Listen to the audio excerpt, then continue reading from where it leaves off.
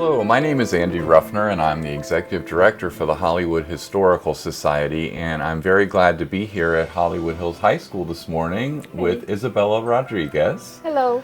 And we're going to be talking about some different things that are happening in our incredible community, which is 100 years old this year. So as part of our centennial, I'm working with Energy Matters to record videos like this and make people aware of great things that are happening like in our community that we can be proud of, like the work of Isabella Rodriguez at Hollywood Hills. Thank you.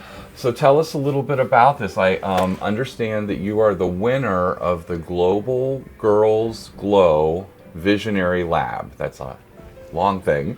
Competition, and I want to talk about that and what's happening here at your school and how you got involved and how that happened.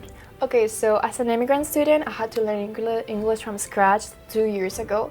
So that motivated me to be part of a passion project that involves immigrant students or stories or making their voices be heard. So I love reading and writing, so I had the idea of writing a book. So I applied for this scholarship or this opportunity and to write something about immigration stories or immigration rights or something that could identify me as an immigrant or to help me with my culture and everything and to make awareness of that. So I applied, I got it, thankfully.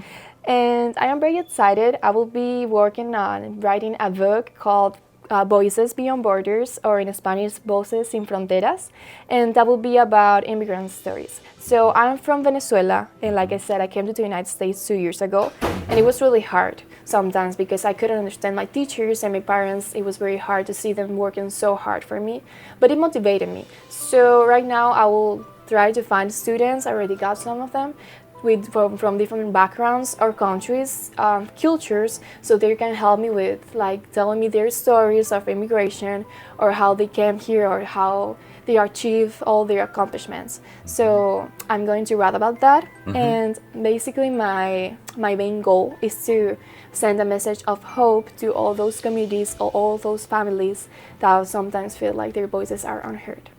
What are some of the messages you want to try to get across in the book? It sounds like a great idea. So I believe this is a very creative activity. So our students will have the opportunity to donate school supplies. I'm going to start a school supply drive to send all those boxes to a country in Latin America. In my case, it's Venezuela because I know I am from Venezuela, and I know that there is a lot of poverty in there in the school. Sometimes the teachers, they doesn't have markers or pencils to help their students. So I would like to start a school supply drive to give the students the opportunity to be part of this change.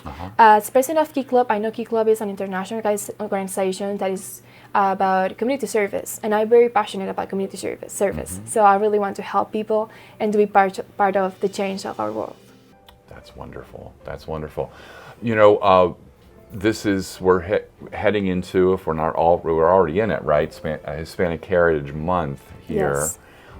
And it's also this centennial celebration for Hollywood. I'm wondering if you can talk about some of the experiences you've had in Hollywood and living here. What are some things you like about being in Hollywood? Well, I really like Florida. When I arrived here, like I said, I couldn't speak English, but I got so many teachers who supported me in all my journey to learn English and to become the leader that I am right now, or the leader that I want to be.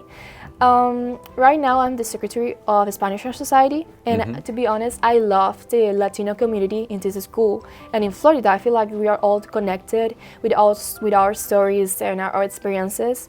So I really wanted to make a passion project about that, like I said. And for the Hispanic Heritage Month, we are creating some activities. We're organizing activities like to represent our communities, like, I don't know, singing or dancing, Latino artists. So it's really nice that we did the same thing last year, and Latinos in Action is also helping a lot. Oh, wow, that's fantastic. You know, one of our biggest human service organizations in the region, Hispanic Unity, actually started here in Hollywood back in, I believe, the 1960s, the late 1960s, early 1970s, and their offices are right over here on Johnson Street. So we have a really rich Hispanic history that we want to celebrate as well here Yes. in the city of Hollywood. That's why I'm just so impressed with your story, Isabella, because it's so hard to go to a new place and try to speak the language. I was living in Mexico for a few years. I had a place Wow. there, and trying to figure out, just navigate how to get a key made at the hardware store, for example. Right. And I can't remember any of those names now, llaves. But what I was told was to just keep talking, and keep trying until you are understood, and that's how you learn. Yeah. And clearly, you've done very well with that. It's amazing to me in 2 Thank years you. what you've been able to accomplish. So. Yeah, sometimes I remember that it was very hard to adapt to the system in here for the schools, because in Venezuela we don't have computers. So to be honest, I never used a computer before coming here, like a real computer, because in Venezuela we don't need to use them. So it was really hard to understand how the system works and how to make my assignments or my tests. So sometimes I failed my grades or my quizzes when I was in 9th grade. But I decided to work hard. I decided to work hard. I decided to try my best. Like I said, if I'm not doing well in this quiz, I'm gonna try harder on the next one, because that is not going to let me just get over it.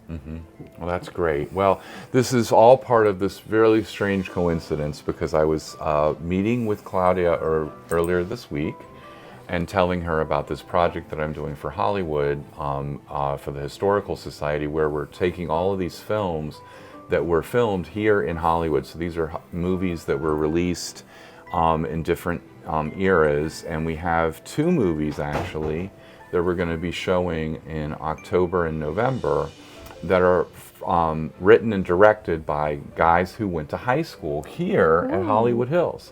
And they filmed their movies here in Hollywood. Hollywood really is throughout the film. It's named.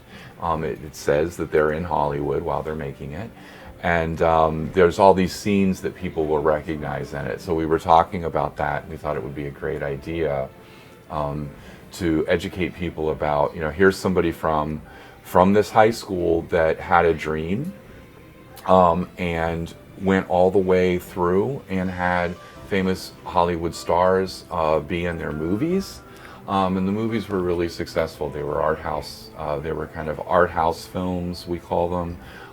That they weren't huge blockbusters, but they were really great. I love that idea. I think education is very important in the society, and I believe what you're doing is great. Is perfect. Yeah. So we have a lot going on. If I could get you to join, we do have a high school history club where we teach people about how to talk about Hollywood history and help us out with our different projects. So that's another cool thing that maybe we can get you to do and fit it into your already packed schedule. So Thank you. Thank you so much for talking to me today. I feel great about what you're doing. It sounds fantastic, and I think it's something we can all be proud of. Thank you very much. Thank you.